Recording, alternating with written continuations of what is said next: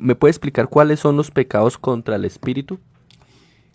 Bueno, está la blasfemia, el contristar, el apagar, el resistir, el hacer afrenta. Son 7 pecados que se dan contra el Espíritu Santo. ¡Ojo! Vienen por vía exegética.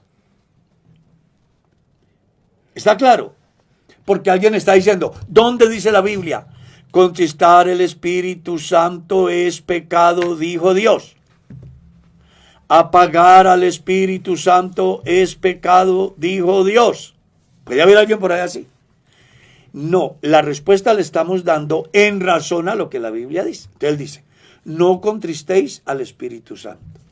Entonces, los intérpretes de la Biblia pensamos que contristar al Espíritu Santo es un pecado contra el Espíritu Santo, porque no le estamos dando el lugar que él merece. Hacer afrenta al Espíritu Santo. La Biblia no dice, es un pecado hacer afrenta. No. Lo que dice en un contexto muy interesante, hablando del pecado voluntario, hay una comparación entre los que violan la ley de Moisés y los que pecan voluntariamente. Entonces, los que violan la ley de Moisés, cuando hay 2 o 3 testigos, deben de morir. Entonces dice Pablo, y si eso pasa allá, ¿cuánto mayor castigo pensáis que debe de llevar el que pisotea al Hijo de Dios, el que tiene por inmunda la sangre del pacto y el que hace afrenta al Espíritu de gracia en el cual fue santificado? ¿Está claro?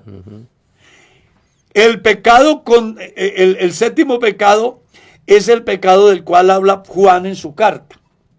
Hay pecado de muerte y hay pecado no de muerte.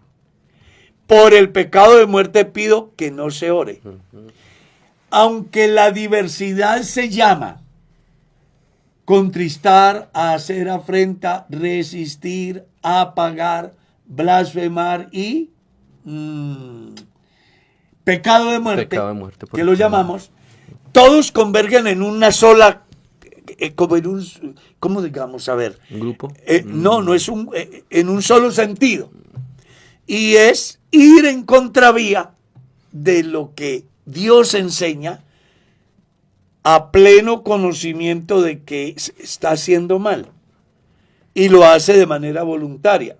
Entonces yo diría hoy que el único pecado que Dios no perdona es el que el hombre no esté dispuesto a confesar y a dejar de hacerlo. Porque el problema aquí no es que el hombre peque, sino que el hombre no se arrepienta de su pecado. Si fuésemos en una manera más extensa, todo pecado es de muerte. Claro. Si usted muere en adulterio, se condena. Si usted muere siendo un homicida, se condena. Si usted muere siendo un fornicario, se condena. Si usted muere siendo un idólatra, se condena. ¿Qué es lo que impide la condenación del pecador? Que el pecador reconozca que ha pecado, además entienda que la obra de Jesucristo lo salva y que, como si fuera poco, se acoja a ese plan de misericordia. Deje de